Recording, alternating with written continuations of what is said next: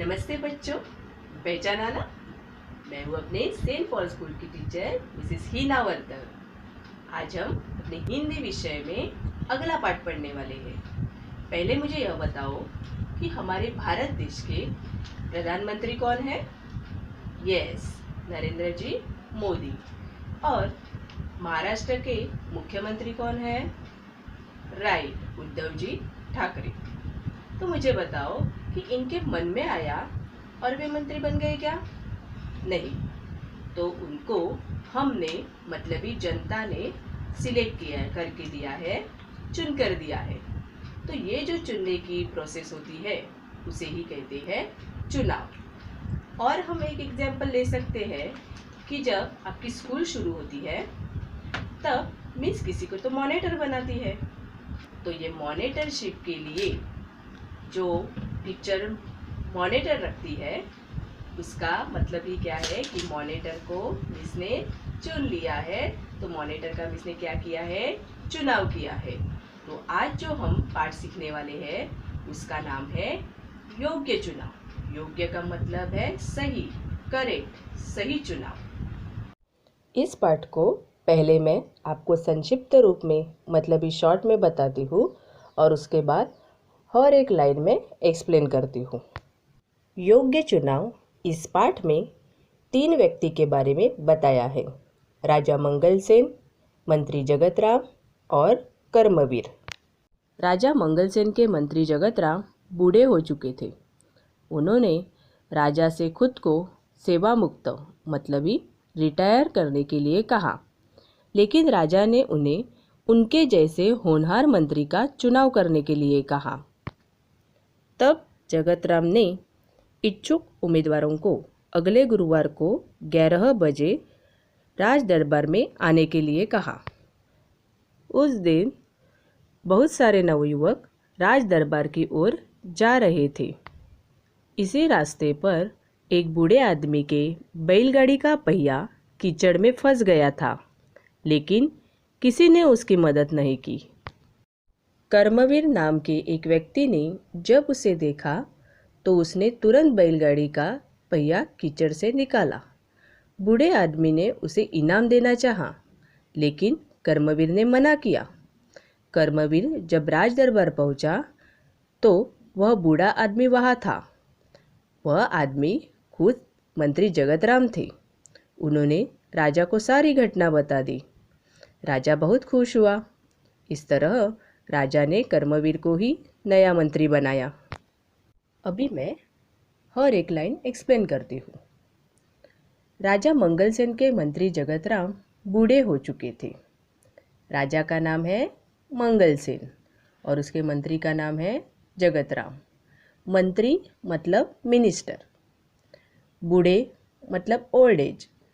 तो राजा मंगल सेन के मंत्री जगत राम बूढ़े हो चुके थे, मतलब ही ओल्ड हो गए थे।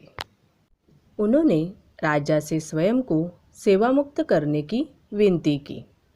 आपको पता ही है कि जब बूढ़े हो जाते हैं तब उनमें उतनी ताकत शक्ति नहीं रहती कि वे पहले जैसा सब काम कर सके। इसलिए मंत्री जगत राम ने राजा से स्वयं को, स्वयं मतलब खुद को सेवा मुक्त करने की, सेवा मुक्त मतलब क्या? रिटायर करने की विनती की। विनती की मतलब रिक्वेस्ट की। राजा मंगल सेन ने कहा, आप पहले अपने जैसे सेवाभावी, परोपकारी और ईमानदार मंत्री का चुनाव कर लीजिए, तभी आपको सेवा मुक्त किया जा सकता है। मतलब ही क्या है? देखो कि मंत्री जगत राम जो थे वो बहुत ही गुणी, होनहार मंत्री थे। इसीलिए राजा को उनके जैसा ही मंत्री चाहिए था। इसलिए राजा ने उन्हें कहा कि आप पहले अपने जैसे सेवाभावी, सेवाभावी का मतलब है हार्ड वर्किंग, जो मन से, दिल से काम करता हो ऐसा। परोपकारी मतलब हेल्पिंग नेचर, हमेशा दूसरों की मदद करने वाला ऐसा। और ईमानदार मतलब ही ऑनेस्ट, वफादार हो ऐसे मंत्री का चुनाव मतलब ही सिलेक्शन कीजिए, तभी आपको सेवा मुक्त करेंगे। जगत राम ने आदेश दिया, राज्य में ढिंडोरा पिटवा दो कि राज्य के नए मंत्री का चयन अगले गुरुवार को किया जाएगा। इस पद के इच्छुक 11 बजे राज दरबार में पहुँचे। राजा ने जब मंत्री जगत राम को उनके जैसे मंत्री का चुनाव करने के लिए कहा, तब जगत राम ने आदेश मतलब ऑर्डर दिया कि राज्य में ढिंडोरा पिटवा दो। ढिंडोरा पिटना मतलब अनाउंस करना कि राज्य के नए मंत्री का चयन, चयन मतलब चुनाव, सिलेक्शन, अगले गुरुवार को नेक्स्ट थर्सडे को किया जाएगा। इस पद के, पद मतलब पोस्ट, इच्छुक का मतलब है जो इंटरेस्टेड कैंडिडेट है, वे 11 बजे राज दरबार में पहुँचे। हरकारे गांव-गांव ढिंडोरा पीटने लगे। हरकारे मतलब मैसेंजर। हरकारे हर एक गांव में जाकर ढिंडोरा पीटने लगे, अनाउंस करने लगे।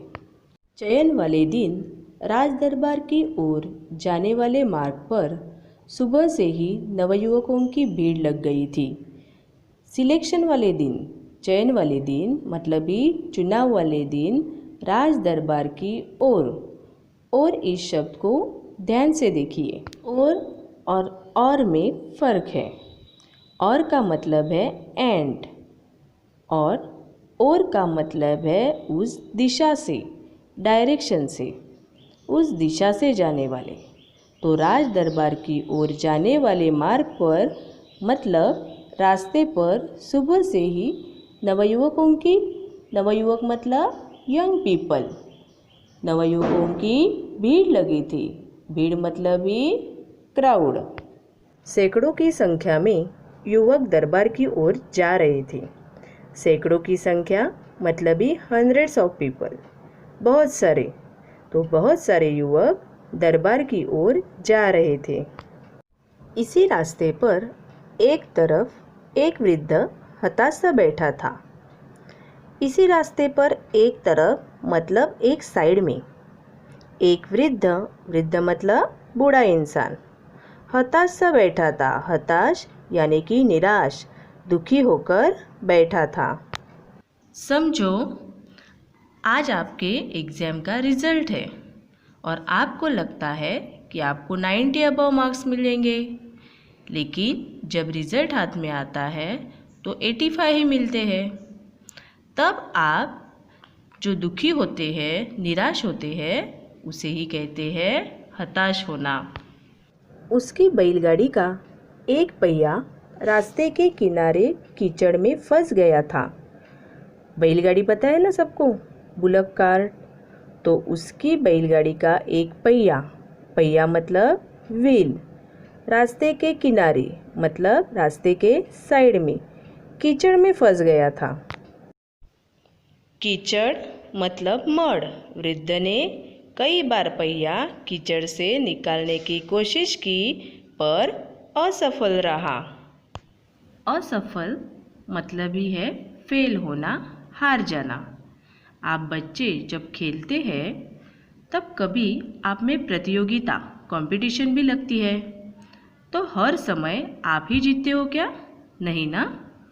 कभी कभी बहुत कोशिश करने के बाद भी आप हार जाते हैं, मतलब ही असफल होते हैं।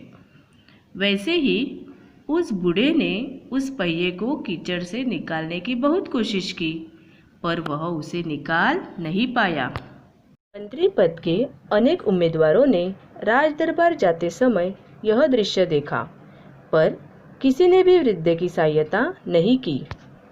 मंत्री पद के लिए जो भी उम्मीदवार मतलब कैंडिडेट उस रास्ते से जा रहे थे, उन्होंने उस समय यह दृश्य देखा। दृश्य का मतलब है सीन। लेकिन किसी ने भी उस वृद्ध की सहायता यानी कि मदद नहीं की। कभी आपने भी देखा होगा कि रास्ते में एक इंसान गिर गया होगा तो भी काम पर जाने के लिए देर हो जाएगी, इसलिए कोई उसकी मदद करने के लिए नहीं आता।